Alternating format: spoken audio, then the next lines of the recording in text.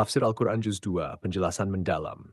Juz 2 dalam Al-Quran dimulai dari Surah Al-Baqarah ayat 142 dan berakhir pada Surah Al-Baqarah ayat 252. Juz ini memiliki banyak tema utama yang mencerminkan perkembangan hukum Islam, perubahan arah kiblat, perintah jihad, serta berbagai hukum syariah terkait ibadah, sosial, dan ekonomi. Tema utama dalam Juz 2, A. Perubahan Kiblat, ayat 142-150. Dalam juz ini, Allah memerintahkan perubahan arah kiblat dari Baitul Maqdis, Yerusalem, ke Ka'bah di Makkah. Ini merupakan ujian bagi kaum muslimin saat itu karena sebagian dari mereka masih memiliki keterikatan dengan ajaran sebelumnya. Tafsir mendalam. Makna ujian dalam perubahan kiblat. Allah ingin menguji keimanan kaum muslimin. Apakah mereka benar-benar tunduk pada wahyu Allah atau masih terikat pada tradisi lama? Kaum Yahudi merasa tersinggung karena mereka menganggap Baitul Maqdis sebagai kiblat utama. Allah menegaskan bahwa arah syalat bukan yang terpenting, tetapi ketaatan kepada perintahnya. 2. Konsep universalisme Islam. Islam adalah agama yang tidak eksklusif untuk satu bangsa atau ras tertentu. Perubahan kiblat menunjukkan bahwa Islam bersifat rahmatan lil alamin dan tidak terikat pada lokasi geografis tertentu. B. Hukum puasa Ramadan ayat 183. Allah menurunkan kewajiban puasa Ramadan dalam ayat ini. Hai orang-orang yang beriman, diwajibkan atas kamu berpuasa sebagaimana diwajibkan atas orang-orang sebelum kamu agar kamu bertakwa. Tafsir mendalam. 1. Tujuan puasa. Puasa bukan hanya menahan lapar dan haus, tetapi juga melatih ketakwaan, kesabaran, dan kedisiplinan. Ibadah puasa menjadi sarana untuk menyucikan hati dan memperbaiki akhlak. 2. Kemudahan dalam syariat Islam. Allah memberikan rukhsah keringanan bagi yang sakit atau dalam perjalanan. Islam selalu memberikan keseimbangan antara ibadah dan kemaslahatan manusia. C. Hukum kisas. Ayat statements. Allah menetapkan hukum kisas sebagai keadilan bagi pembunuhan. Hai orang-orang yang beriman, diwajibkan atas kamu kisas berkenaan dengan orang-orang yang dibunuh. Tafsir mendalam, samping konsep keadilan dalam Islam, kisas bukan sekadar balas dendam, tetapi bagian dari keadilan sosial. Islam memperbolehkan diasan sebagai pengganti kisas jika keluarga korban mengizinkan. 2. Efek pencegahan. Hukum ini mencegah kejahatan karena pelaku kejahatan tahu ada konsekuensi berat. Islam mengutamakan keamanan dan ketertiban masyarakat. D. Hukum perdagangan riba dan ekonomi Islam ayat 13. Ayat ini melarang praktik riba yang merugikan masyarakat dan menindas orang miskin. Orang-orang yang memakan riba tidak dapat berdiri, melainkan seperti berdirinya orang yang kemasukan setan lantaran gila. Al-Baqarah, tafsir mendalam. Perbedaan antara riba dan perdagangan. Riba adalah eksploitasi, sedangkan perdagangan adalah aktivitas ekonomi yang sehat. Allah mengizinkan jual beli tetapi melarang transaksi yang bersifat menindas. 2. Ancaman bagi pelaku riba. Allah menyatakan perang terhadap riba. Riba menyebabkan ketimpangan sosial dan memperkaya segelintir orang di atas penderitaan banyak orang. Ayat kursi. Ayat kursi adalah ayat paling agung dalam Al-Quran karena menggambarkan kekuasaan dan keesaan Allah. Allah tidak ada Tuhan yang berhak disembah melainkan Dia, Maha Hidup, yang Maha Hidup terus-menerus mengurus makhluknya. Tafsir mendalam, 1. Keesaan Allah Tauhid murni, Allah adalah Maha Kuasa dan tidak membutuhkan makhluknya. Segala sesuatu yang ada di langit dan bumi adalah miliknya. 2. Keutamaan ayat kursi, membaca ayat kursi melindungi dari gangguan setan dan sihir. Rasulullah bersabda bahwa siapa yang membaca ayat kursi sebelum tidur, maka ia akan dilindungi oleh Allah sepanjang malam. 2. Kesimpulan dan hikmah Juz 2. Juz 2 Al-Quran mengandung banyak hukum yang membentuk tatanan kehidupan umat Islam, termasuk 1. Tauhid dan ketaatan, perubahan kiblat sebagai ujian keimanan. 2. Ibadah dan ketakwaan, puasa Ramadan untuk meningkatkan kesadaran spiritual. 3. Hukum dan keadilan, kisah sebagai bentuk keadilan sosial. Ekonomi Islam, larangan riba dan pentingnya transaksi yang adil. 5. Keutamaan ayat kursi, tauhid sebagai inti keimanan. Pesan utama Juz 2, Islam bukan hanya agama, tetapi juga sistem kehidupan yang mencakup aspek spiritual, sosial, hukum, dan ekonomi. Juz ini menekankan ketaatan kepada Allah dan penerapan hukum yang adil untuk kesejahteraan manusia. Semoga penjelasan ini memberikan pemahaman yang lebih dalam tentang Juz 2 dalam Al-Quran. Jika ada bagian tertentu yang ingin diperjelas lebih lanjut, silakan tanyakan.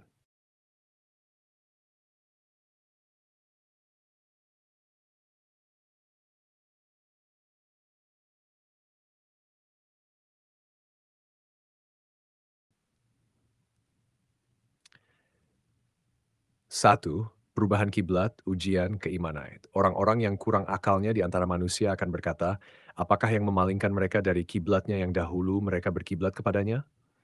Katakanlah, kepunyaan Allah lah timur dan barat. Dia memberi petunjuk kepada siapa yang dikehendakinya ke jalan yang lurus. Contoh kepatuhan kaum Muhajirin dan Ansyar yang dengan segera mengubah arah syalat ke Latbah setelah mendengar perintah Allah melalui Rasulullah SAW. Sahabat Nabi yang syalat di tengah perjalanan langsung berpaling ke arah Makkah saat mendengar perintah ini.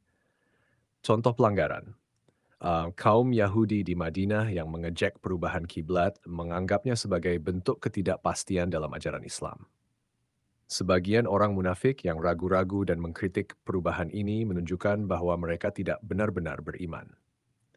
Kasus modern, ada sebagian kelompok yang mempertanyakan arah kiblat dan mencoba menciptakan polemik meskipun secara ilmiah telah dikonfirmasi dengan perhitungan astronomi.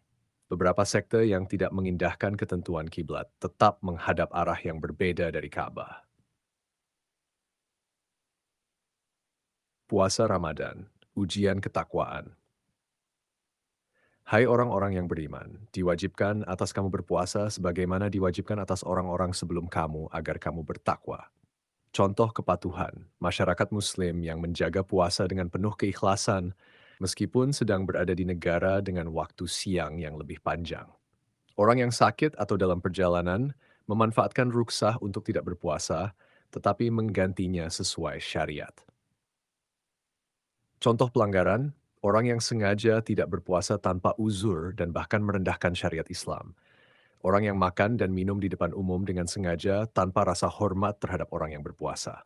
Kasus modern, beberapa perusahaan di negara mayoritas Muslim tidak memberikan hak kepada karyawan untuk beribadah dan berpuasa. Maraknya pesta malam di bulan Ramadan yang justru menghilangkan esensi ibadah. 3. Hukum kisas keadilan dalam Islam. Ayat terkait, hai orang-orang yang beriman, diwajibkan atas kamu kisas berkenaan dengan orang-orang yang dibunuh. Contoh kepatuhan, kasus Arab Saudi. Uh, Hukum Islam diterapkan dengan tegas. Jika seseorang terbukti bersalah dalam pembunuhan, keluarga korban dan dapat memilih antara kisas, balasan yang setimpal, atau diat, tebusan. Kasus Nabi Muhammad SAW. Rasulullah mengajarkan penerapan kisas dengan adil, tetapi juga menganjurkan pemaafan jika memungkinkan. Contoh pelanggaran, masyarakat yang menerapkan balas dendam pribadi tanpa melalui hukum yang sah. Negara yang tidak menerapkan keadilan hukum sehingga kejahatan terus terjadi.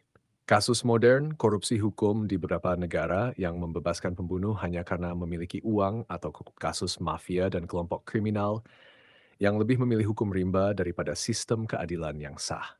4. Larangan riba menjaga ekonomi yang adil.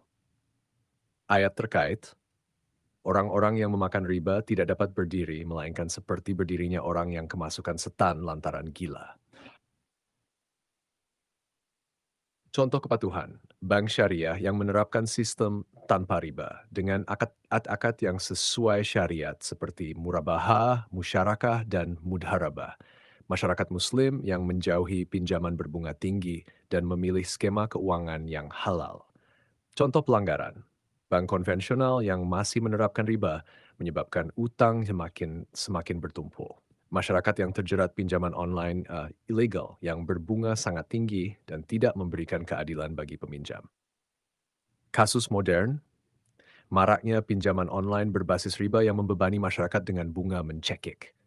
Kasus kehancuran ekonomi akibat riba seperti krisis keuangan global tahun 2008 yang sebagian besar disebabkan oleh praktik bunga dan utang yang tidak sehat. 5. Ayat kursi, keimanan dan perlindungan.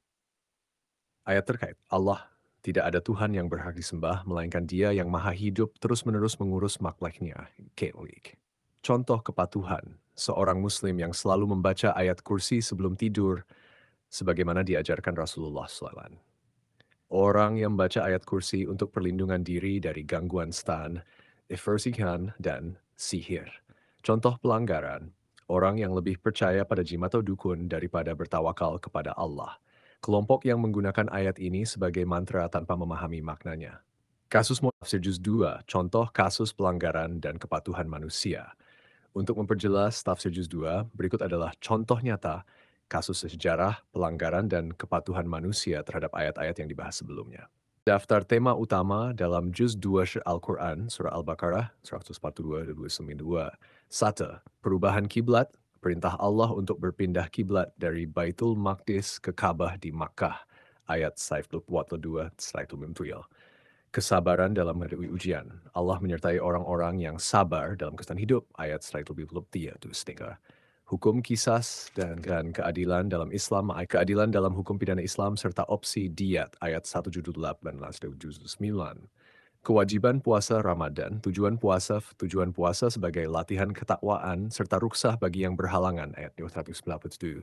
5. Haji dan Umrah, panduan tata cara ibadah haji dan larangan saat ihram, ayat 96-20. 6. Larangan minuman keras dan perjudian, dampak buruk khamar dan judi dalam kehidupan sosial, 17. Hukum perkawinan dan perceraian, aturan pernikahan, talak dan hak-hak istri setelah perceraian, ayat 221-242. Lebam hukum perdagangan, hutang, dan riba, larangan riba dan pentingnya transaksi ekonomi yang adil, ayat 275. Simen, ayat kursi, sifat-sifat Allah sebagai penguasa alam semesta dan pelindung bagi manusia. 10. Kisah Nabi Daud dan Jalut, kemenangan iman atas kekuatan fisik dalam peperangan antara Talut dan Jalut, ayat 286-292. Semua tema ini mengajarkan ketaatan kepada Allah, keadilan dalam hidup, serta keseimbangan antara spiritualitas dan hukum sosial. Kalau ada tema yang ingin dibahas lebih dalam, tinggal sebut aja.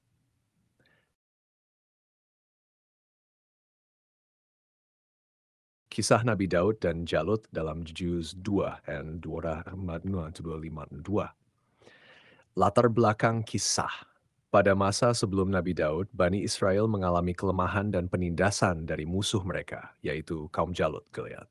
Bani Israel yang saat itu tidak memiliki pemimpin kuat, meminta kepada Nabi mereka, kemungkinan Nabi Samuel, agar diberikan seorang raja yang bisa memimpin mereka melawan Jalut. Ayat terkait. Bukankah kamu memperhatikan pemuka-pemuka Bani Israel setelah Nabi Musa ketika mereka berkata kepada Nabi mereka, angkatlah untuk kami seorang raja agar kami berperang di jalan Allah. Makna, Bani Israel sadar bahwa mereka membutuhkan pemimpin yang kuat untuk melawan penjajah. Mereka meminta pemimpin, tetapi banyak di antara mereka yang sebenarnya tidak siap berjuang. 2. Pengangkatan Raja Talut, Saul, Allah memilih Talut sebagai raja, meskipun banyak dari Bani Israel yang meragukannya karena dia bukan dari kalangan bangsawan atau orang kaya. Ayat terkait, sesungguhnya Allah telah memilihnya menjadi rajamu dan menganugerahkan kepadanya ilmu yang luas dan tubuh yang perkasa. Makna, Allah memilih pemimpin berdasarkan kualitas dan keimanan, bukan keturunan atau harta. Talut dipilih karena kecerdasannya, kekuatan fisiknya, dan ketakwaannya. Bani Israel tetap ragu, tetapi Allah memberi bukti tanda kekuasaannya dengan mengembalikan tabut kotak suci peninggalan Nabi Musa yang sebelumnya dicuri oleh musuh mereka. 3. Ujian di sungai dan pasukan yang bertahan. Talut memimpin pasukannya untuk melawan Jalut. Dalam perjalanan, Allah menguji pasukan Bani Israel dengan sebuah sungai. Maka tatkala Talut membawa tentaranya, ia berkata, sesungguhnya Allah akan menguji kamu dengan sebuah sungai. Barang siapa yang meminum airnya dengan rakus, maka ia bukan pengikutku. Dan barang siapa yang tidak meminumnya kecuali sekadar membasahi tenggorokannya, maka ia termasuk pengikutku. Banyak dari mereka gagal dalam ujian ini, mereka meminum air sungai dengan rakus. Hanya sedikit yang menahan diri dan tetap patuh kepada perintah Allah dan Talut. Makna, keimanan diuji dengan kesabaran dan kepatuhan terhadap perintah Allah. Hanya pasukan yang sabar dan disiplin yang bisa bertahan dalam perjuangan. 64. Pertarungan Nabi Daud dan Jalut. Setelah melewati sungai, pasukan Talut yang sedikit bertemu dengan pasukan besar Jalut. Saat itu, Nabi Daud masih sangat muda dan bukan seorang raja. Namun, karena keimanannya yang besar, ia maju melawan Jalut. Maka mereka mengalahkan tentara Jalut dengan izin Allah, dan Daud membunuh Jalut lalu Allah memberikan kepadanya kerajaan dan hikmah serta mengajarinya apa yang dikehendakinya. Nabi Daud dengan izin Allah berhasil mengalahkan Jalut dengan sebuah batu yang dilempar dari ketap El, mengenai kepala Jalut dan membunuhnya. Pelajaran dari kisah Nabi Daud dan Jalut. E. Keberanian berasal dari keimanan. Nabi Daud tidak takut menghadapi musuh yang besar karena ia yakin Allah bersamanya. Keimanan lebih penting daripada jumlah pasukan atau kekuatan fisik. B. Kepemimpinan berdasarkan kualitas bukan keturunan. Talut bukan dari keluarga bangsawan tetapi dipilih Allah karena ilmunya. Nabi Daud juga berasal dari kalangan biasa tetapi menjadi raja karena ketakwaannya. C. Ujian dan kesabaran dalam perjuangan. Pasukan Talut diuji dengan sungai dan hanya yang sabar yang bisa bertahan. Kesabaran adalah kunci kemenangan. D. Kekuasaan adalah amanah dari Allah. Setelah mengalahkan Jalut, Nabi Daud menjadi raja yang adil dan bijaksana. Kekuasaan bukan untuk kesombongan, tetapi untuk menegakkan keadilan. Kesimpulan, kisah Nabi Daud dan Jalut dalam Juz 2 mengajarkan bahwa iman, kesabaran, dan keberanian dalam membela kebenaran lebih penting daripada kekuatan fisik atau jumlah pasukan. Allah menolong siapa saja yang bertawakal kepadanya, meskipun mereka tampak lemah di mata manusia. Semoga kisah ini menjadi inspirasi bagi kita untuk menghadapi tantangan hidup dengan iman dan keberanian. 1. Kisah Nabi Ibrahim dan perubahan kiblat, Baqarah 142-150. Nabi Ibrahim adalah nabi yang sangat dihormati dalam Islam, Yahudi, dan Kristen. Allah memerintahkannya untuk membangun Ka'bah sebagai pusat ibadah dalam syalat. Awalnya saat Rasulullah SAW dan para sahabat berhijrah ke Madinah, mereka syalat menghadap Baitul Maqdis seperti kebiasaan kaum Yahudi. Namun setelah beberapa waktu, Allah menurunkan perintah untuk mengubah kiblat ke Ka'bah di Makkah. Perubahan kiblat sebagai ujian iman. Allah berfirman, orang-orang yang kurang akalnya di antara manusia akan berkata, apa yang memalingkan mereka dari kiblat yang dahulu mereka menghadapinya? Katakanlah, kepunyaan Allah lah timur dan barat. Dia memberi petunjuk kepada siapa yang dikehendakinya ke jalan yang lurus. Orang Al-Baqarah 142. Perubahan ini menjadi ujian besar bagi kaum muslimin dan menyebabkan kontroversi. Kaum Yahudi mengejek dan menuduh bahwa Nabi Muhammad SAW tidak konsisten.